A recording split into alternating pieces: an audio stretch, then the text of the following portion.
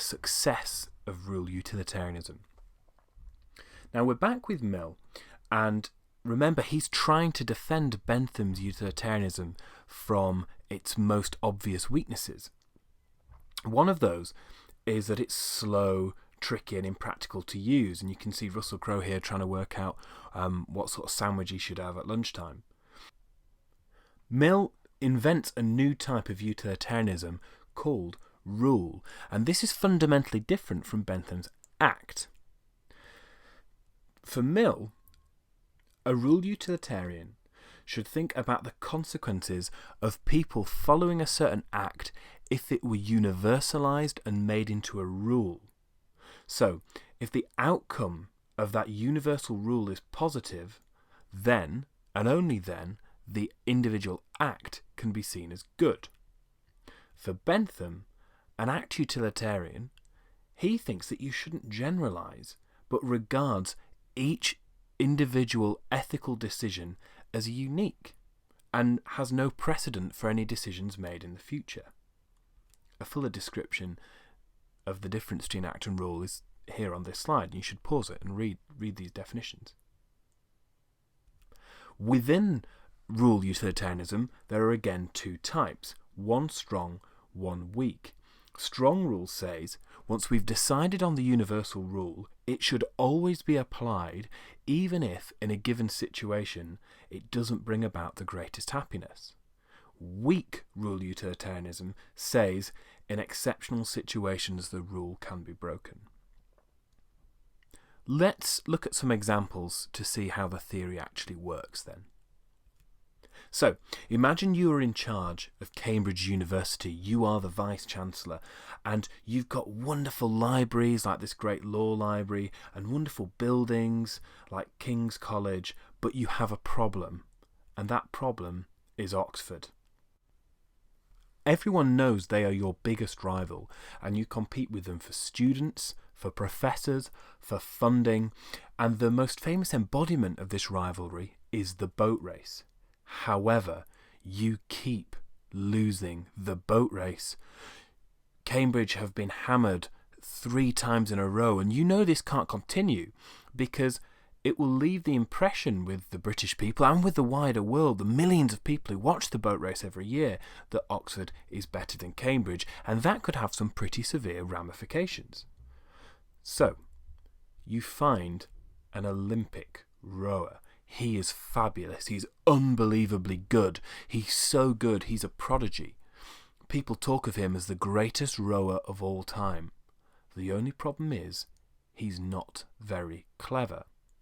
Your decision then is this. Should you bring him into your boat club? Should you make him a blue? Should you make a special exemption and allow him to enter one of the world's most academic universities, even though he doesn't deserve to be there in terms of his grades and intellectual capabilities? Here we can see a clear difference between Mill's rule utilitarianism and Bentham's act utilitarianism. Mill would say something like, well, if we let people in who are only good at sport rather than academics, then we undermine the very purpose of our institution. And also, think about it, rowing tends to be an upper class sport, so it's likely that this person's already very privileged, and this would further cement the view in the public mind that Cambridge is only interested in the elite and their hobbies rather than the brightest minds. This might deter people from actually applying to us because it would seem to make us a bit of a laughing stock. Not least the existential problem of what are we here for? Is it surely to lead the world in research, and it's not to win a little race on the Thames each year? But Bentham would say, look, it's only one person and it's only one time. We don't have to make a habit out of this, but we do need to establish ourselves as the best English-speaking university in the world, and millions watch the boat race, so it would boost our sponsorship appeal, and you know what, in the long run this could actually mean the best students do come to us and that we get the best research projects and we get the best professors. And we're not going to set a precedent here, we're not going to be bound by this decision, so let him in. Mill would say, nope, it's fundamentally undermines what we're doing here. It makes us look bad. It's wrong. It's immoral. And it sets a really dangerous precedent. Bentham says, what do you mean precedent? Don't worry about precedent. It's a one-off. Let him in. Another example would be Batman. Mill's going to have a totally different view again to Bentham.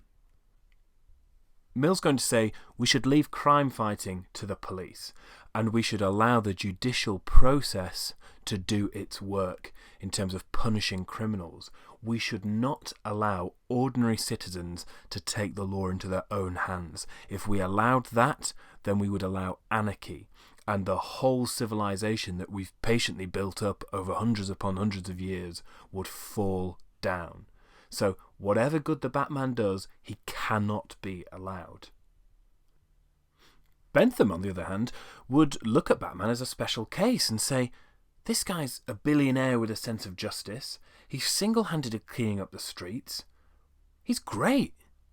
Now, other vigilantes, well, on a case-by-case basis, we could look at them. I imagine maybe we would want to argue that they should be stopped. But if we judge Batman solely as an individual case study, as we always should as act utilitarians, then we can say, allow the Batman. The Batman's good. So again, Mill and Bentham have come to completely contradictory conclusions. Bentham only caring about the given act, the given situation. He's saying, Batman, we can let him carry on. Mill, who's worried about universalizing and rules, says this can't be permitted. Now, there are some real benefits of rule utilitarianism. Again, Mill moderates Bentham, and so rule utilitarianism stops some moral lines being crossed. Mill's system also seems a little bit more sensible. According to Bentham, if you were going to the cinema and you saw a homeless person sat outside, then the £7 you were going to spend on your cinema ticket to watch a 2-hour-long romantic comedy, the pleasure that you'd get from that would not be as much as if you gave the £7 to someone who might be able to use that to spend a night in a homeless shelter and get some food.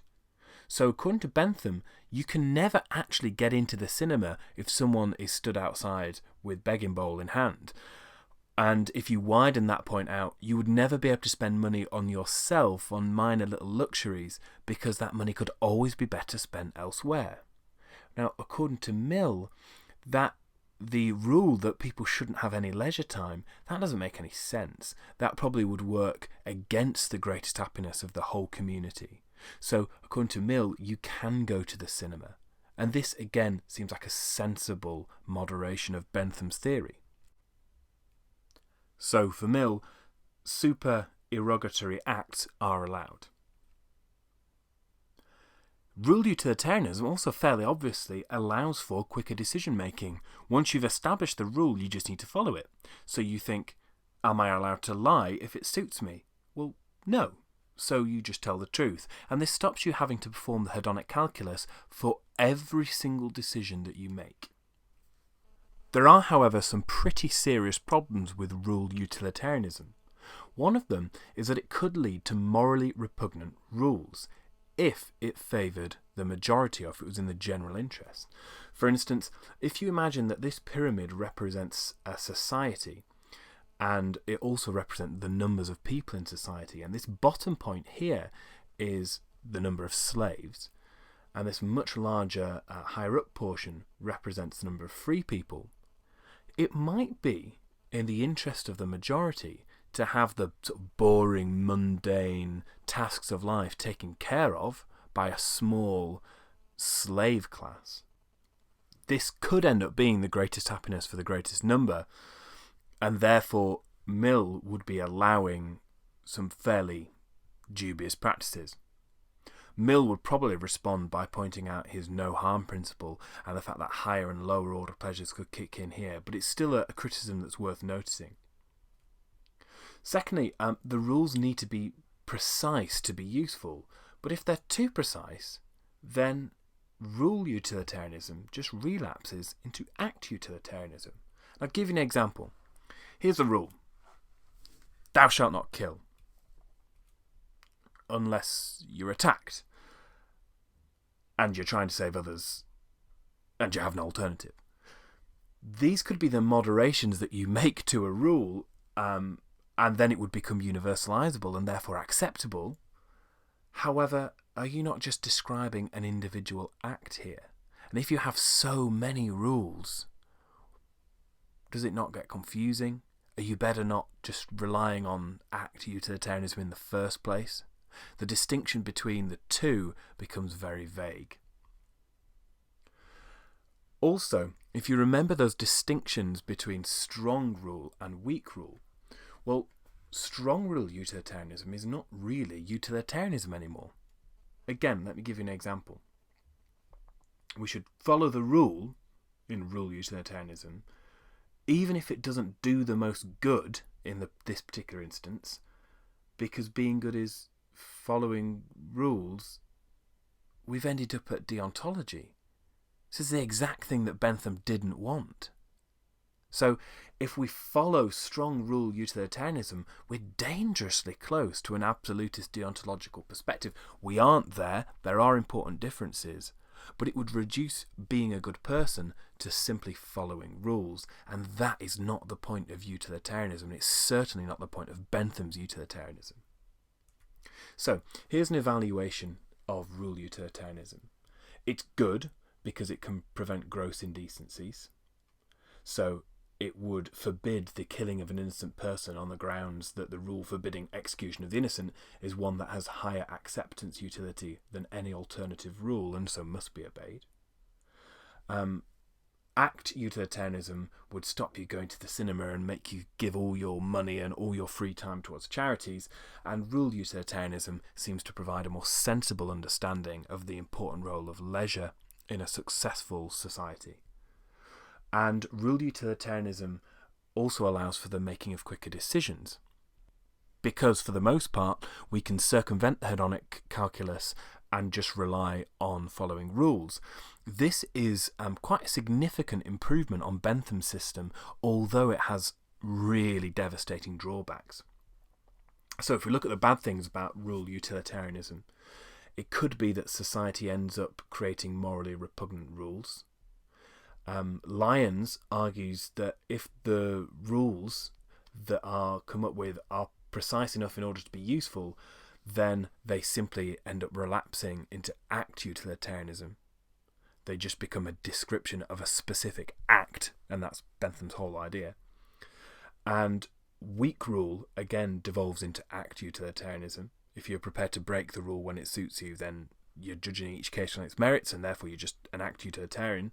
But if you're a strong rule utilitarian, then you become very close to simply being a deontologist, and therefore eradicating some of the major benefits of utilitarianism.